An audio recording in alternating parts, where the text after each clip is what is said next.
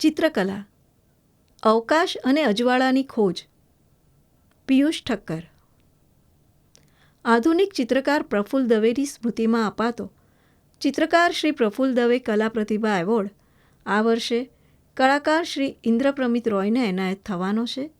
ત્યારે કલાકાર શ્રી ઇન્દ્રપ્રમિત રોય વિશે સાનંદ થોડીક વાત. સ્વાતંત્ર્યોત્તર ભારતીય કળામાં 10મો દાયકો ઘણું મહત્ત્વ ધરાવે છે. 20મી સદીના અંત અને 21મી સદીના આરંભ પૂર્વેના આ સમયગાળાના પડઘા દરેક દિશામાં સંભળાતા થયા છે.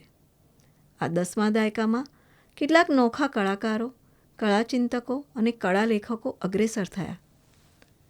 એમાં એક મહત્ત્વનું નામ કલાકાર ઇન્દ્રપ્રમિત રોયનું પણ છે. ચિત્રસર્જન, કળા અધ્યાપન અને કળા લેખન આ ત્રણેય વાને એમની એક વિશિષ્ટ ઓળખ બંધાઈ છે. ઇન્દ્રપ્રમિત રોય મૂળે બંગાળના.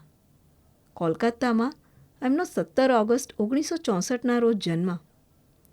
પિતા કુમાર રોય નાટકનો જીવ. બહુરૂપી નાટક મંડળી સાથે સંલગ્ન.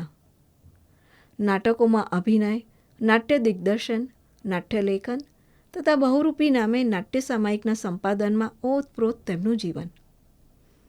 માતા સાહિત્યકળામાં રસ લેનાર સંસ્કારી સન્નારી.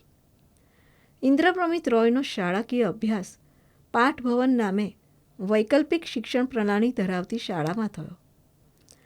પિતા કુમાર રોય માનતા કે નાટક એ તિલોત્તમા કળા છે જેમાં સઘળી કળાઓનો સમન્વય થાય છે. એ કારણે જ અન્ય કળાઓ પણ સહેજે ઇન્દ્રપ્રમિતના ઘડતરમાં વણાતી જાય છે. આ સંદર્ભે એ પણ નોંધવું ઘટે કે સત્યજીત રાય દિગ્દર્શિત ઘરે બહારીમાં અમૂલ્યની ભૂમિકામાં આપણને ઇન્દ્રપ્રમિત રોય જોવા મળે છે. ઇન્દ્રપ્રમિત રોયનો કળાનો અભ્યાસ એકમેકથી નોખી 3 સંસ્થાઓમાં સંપન્ન થયો. વિશ્વભારતી યુનિવર્સિટી, શાંતિનિકેતનમાં 1983થી 1987ના વર્ષમાં છાપકળામાં સ્નાતક થયા.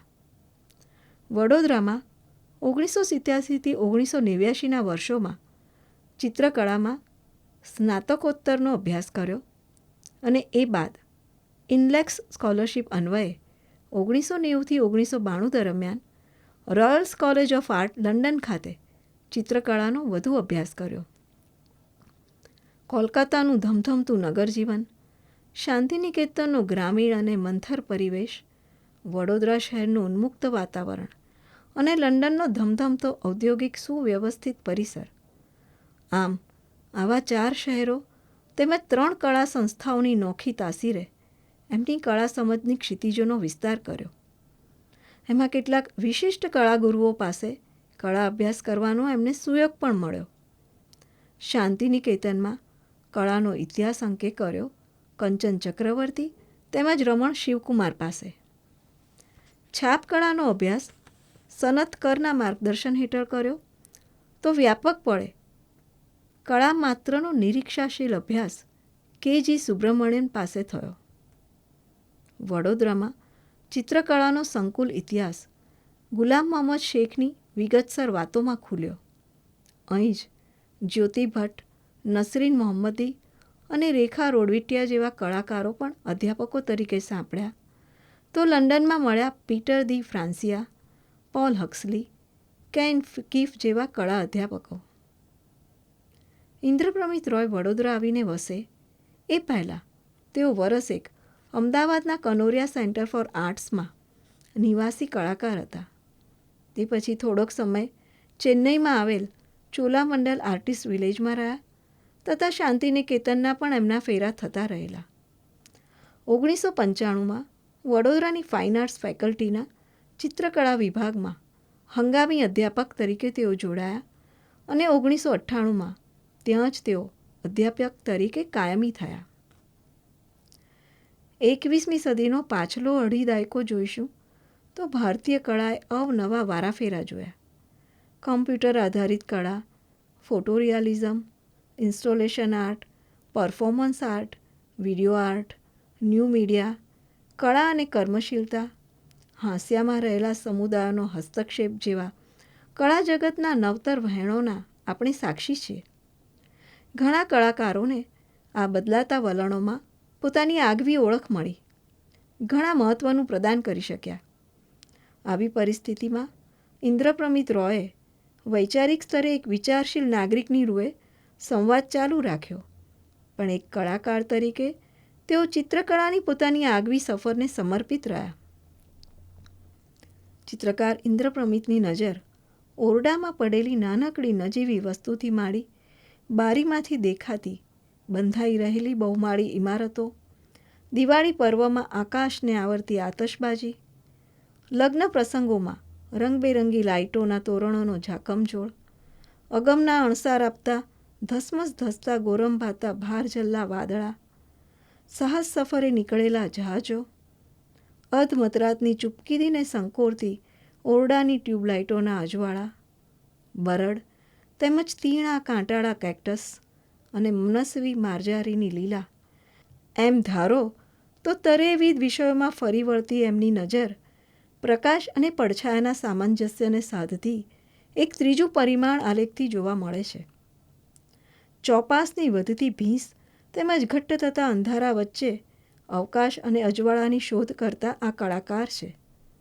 એમના ચિત્રો જનશૂન્ય, માણસની આકૃતિ વિહોણા, છતાં માણસની હાજરીથી ચિત્રોનો અવકાશ ભારોભાર સ્પંદિત હોય છે. નાટકના એક એવા મંચ જેવી જગ્યા કે જ્યાં બધો જ સન્નિવેશ ગોઠવાયેલો હોય પણ માણસ ન હોય, એનો અર્થ એવો પણ થાય કાં તો નાટક હજી શરૂ થવાનું છે કે હમણાં જ પૂરું થયું છે. માણસની ઉપસ્થિતિ અને અનુપસ્થિતિથી અસમંજસથી સઘળું આલોકિત છે. એમનું પ્રદર્શન સોલિલોકી એટલે કે એકાલાપમાં ઉપરોક્ત વિષયો વધુ સઘનતાથી અભિવ્યક્ત થયા છે. વિશેષપણે દેશકાળની સતત ભૂંસાથી દોરાતી સીમાઓ વચ્ચે માણસ માત્રની ઓઝલ થતી પોતીકી જગાની વિષાદભરી એકોક્તિઓ આ ચિત્રકારે માંડી છે. વિશાળ કદના જળરંગી ચિત્રોમાં તુકારામની ભીંજાયેલી વહી જેવું સઘળું ડહોળાયેલું છેરાયેલું છે, આક્રંદ અને ચૂપકીદીની ભીંસે જકડાયેલું. ચિત્ર કરવા માટે અપરંપરાગત માધ્યમ અને સામગ્રી લઈને તેમણે ઘણા પ્રયોગો કર્યા. MDF board, corrugated seat, handmade paper, canvas જેવી સામગ્રી તેમજ તેલ રંગ, dry pastel, oil pastel, mix media, acrylic રંગ જેવા માધ્યમોનો એમણે સફળ વિનિયોગ કર્યો છે. એમણે ચિત્રના ફોર્મેટને લઈને પણ ઘણા અખતરા કર્યા છે, જેમાં ચિત્રના વિષય અને ચિત્રના આકારને અવનવી સંયોજનામાં સાંકળ્યા છે. એમ આસ્વાદ પ્રક્રિયામાં દર્શકને પણ એક સક્રિય ભાગીદાર બનાવ્યો છે. હમણાંના વર્ષોમાં ચિત્રમાં લખાણ મુકતા થયા છે. આ લખાણ નથી તો ચિત્રનું વર્ણન કે નથી તો ચિત્રનો સારાંશ. લખાણ ચિત્રના આસ્વાદને વ્યાપક પરિપ્રેક્ષ્ય પૂરું પાડે છે. ઇન્દ્રપ્રમિત રોયે બાળકો અને કિશોરો માટેની વાર્તાના પુસ્તકોના કલ્પનાશીલ ચિત્રો કર્યા છે. આ પુસ્તકોના ચિત્રો આંતરરાષ્ટ્રીય સ્તરે માત્ર પોંખાયા જ નહીં, પુરસ્કૃત પણ થયા છે. તદુપરાંત નાટક પરત્વયની એમની લગ્ની નાટકની મંચ સજ્જામાં પણ આપણને જોવા મળે છે. તેઓએ ચિત્રસર્જનની સાથોસાથ અંગ્રેજી અને બંગાળી ભાષામાં કળાલેખન પણ સાતત્યથી કર્યું છે.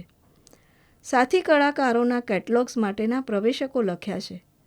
પ્રદર્શનોની સમીક્ષાઓ કરી છે. વરિષ્ઠ કલાકારો સાથે વાર્તાલાપો કર્યા છે, તેમજ બાળકો અને કિશોરો માટે કળા આસ્વાદન લેખન પણ કરતા રહ્યા છે.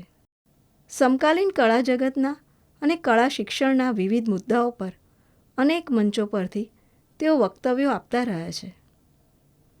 તેમના 20 એકલ ચિત્ર પ્રદર્શનો દિલ્હી, મુંબઈ, કોલકાતા, બેંગાલુરુ, અમદાવાદ, વડોદરા તથા ચેન્નાઈ જેવા શહેરોમાં યોજાયા છે.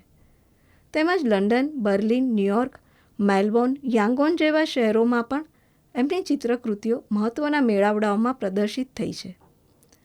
તેમને અનેક સન્માનોથી સન્માનિત કરવામાં આવ્યા છે.